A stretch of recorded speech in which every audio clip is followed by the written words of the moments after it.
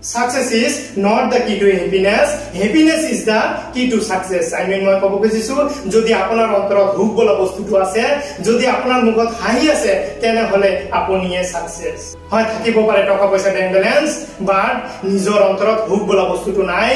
কিয়নো গোটেই দিন কষ্ট কৰাৰ ফলত যেতিয়া ঘৰখন লৈ উভতি আহে তেতিয়া ঘৈণীয়েকে সুধে যে আপুনি ক'ত আছিল, আপোনাৰ হস্পিটেলটো আপোনাৰেই নে, আপোনাৰ ঘৰত আহিবলৈ মন নাযায় নে, কেৱল কাজিয়া তেনেহলে এতিয়া আপুনি ভাবি চাওক যে আপুনি ভুগি নে। বাট সকলো মানুহে কৈ আছে তেখেত ইঞ্জিনিয়াৰ, তেখেতে ডক্টৰ, বাট মোৰ ক্ষেত্ৰত মই ক'ব বিচাৰিছো যদি আপোনাৰ মাজত ভোক বোলা বস্তুটো নাই তেনেহলে আপুনি কেতিয়াও সফল নহয়। আৰু যদি এটা ঠেলা চালকে গোটেই দিন কষ্ট কৰাৰ পিছত ঘৰলৈ উভতি আহি যেতিয়া তেখেতৰ ঘৈণীয়ে ক'ব আপুনি বৰ পৰিশ্ৰম কৰিছে, আপুনি বহু কষ্ট কৰিছে, ৰব আপুনি বহক, মই আপোনাৰ কাৰণে ঠাণ্ডা পানী লৈ আহিছো, তেতিয়া দেখিব মই যে ইমান কষ্ট কৰি আহিছো আৰু ঘৰত অহাৰ পিছত মই কিমান সুখী, মই মোৰ ঘৈণীয়েক, মই মোৰ ফেমিলি, মোৰ ল'ৰা ছোৱালীলৈ মই আজি বহু হেপি। আৰু তেতিয়া দেখিব হয় সঁচাকৈ মই সফল ব্যক্তি, কিয়নো মোৰ মাজত হুক আছে, মোৰ মুখত হাঁহি আছে, মই সফল ব্যক্তি। বাট সকলোৱে আপোনাক চাই আছে যে আপুনি এজন ঠেলা চালক, আপুনি সফল ব্যক্তি নহয়। এজন ডক্টৰ, এজন ইঞ্জিনিয়াৰ হলেই যে আপুনি সুখী ইয়া কেতিয়াও নহয়। No, it's wrong. আপোনাৰ মাজত হুক বলা বস্তুটো যদি নাই তেনেহলে আপুনি সুখী নহয়, আৰু যদি আপোনাৰ মাজত হুক বলা বস্তুটো আছে তেনেহলে আপুনি সুখী। আৰু মই ফেমিলি লৈ ক'ব খোজা নাই যে এনেকুৱা হলেই যে সাকসেস, এনেকুৱা হলেই যে আনসাকসেস, সেইটো মই ক'ব যোৱা নাই। আন ক্ষেত্ৰতো মই ক'ব খুজিছো যদি আপুনি ইঞ্জিনিয়াৰ হ'ব খুজিছিল আৰু যদি আপুনি ডক্টৰ হৈছে তেনেহলে আপুনি সুখী নহয়, কিয়নো আপুনি ডক্টৰ হ'ব খোজা নাই আপোনাৰ জীৱনত। আপুনি ইঞ্জিনিয়াৰ হ'ব খুজিছিল, বাট আপোনাৰ মা দেউতাকে আপোনাক ডক্টৰ বনাবলৈ বাধ্য কৰাইছিল। সেই বাধ্যত আপোনাৰ যিটো সপোন আছিল সেইটো এৰি কিনে ফেমিলিক দিব লগা হল, আৰু গোটেই জীৱন নিজক সুধি আছে যে মই আজি সফল নহওঁ।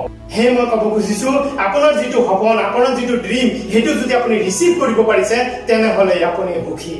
আৰু যদি আপুনি এটা হ'ব খুজিছিল আৰু সেইটো নহয় বেলেগ এটা হৈছে তেনেহলে আপোনাৰ মাজত হুক বলা বস্তুটো নাথাকিব আৰু আপোনাৰ মুখত হাঁহিও নাথাকিব। কেৱল মানুহক দেখুৱাইছে যে মই সুখী, আপুনি মানুহক মিছা হাঁহিৰে বুজাব খুজিছে যে মই সুখী, বাট আপোনাৰ অন্তৰত হুক বলা বস্তুটো নাই, কিয়নো মই মিছা হাঁহি দি মানুহক বুজাব খুজিছো যে মই সফল ব্যক্তি। হয় আপুনি কিছুমান ডক্টৰ দেখিব যে সোনকালে প্ৰেছক্ৰাইব কৰি দিয়ে, ভালকৈ বিপি নাচায়, ভালকৈ নেদেখে, সোনকালে লিখি দি বিদায় দি দিয়ে। বাট হোৱাট দ্য ৰিজন? হয়তো এইটো ব্যস্ততাৰ কাৰণে হ'ব পাৰে, বাট কিছুমানৰ ক্ষেত্ৰত মই ক'ব খুজিছো যে ভালকৈ ৰোগীয়ে নাচায়, কিয়নো তেখেতৰ অন্তৰত হুক বলা বস্তুটো নাই যে মই যে ডক্টৰী কৰি আছো এয়া মই কৰিব ইচ্ছা নাই, বাট মই মজবুৰিৰ ক্ষেত্ৰত মই আজি ডক্টৰ কৰিবলৈ বাধ্য হৈছো। আনহাতে যদি সেই ব্যক্তিজনে যদি ডক্টৰ হ'ব বিচাৰিছিল আৰু শেষত যদি ডক্টৰে হৈছে তেনেহলে দেখিব পেচেণ্টৰ লগত কি ধুনীয়া কথা পাতিছে, ধুনীয়াকৈ লাহে লাহে প্ৰেছাৰ জুখিছে আৰু ধুনীয়াকৈ প্ৰেছক্ৰাইব কৰিছে আৰু বিদায় দিছে, কিয়নো তেখেতৰ অন্তৰত হুক আছে। তেখেতে মানুহক সেৱা কৰি ভাল পায়, তেখেতে প্ৰেছক্ৰাইব কৰি ভাল পায়, কিয়নো তেখেত ডক্টৰ হ'ম বুলি ভাবিছে আৰু ডক্টৰে হৈছে।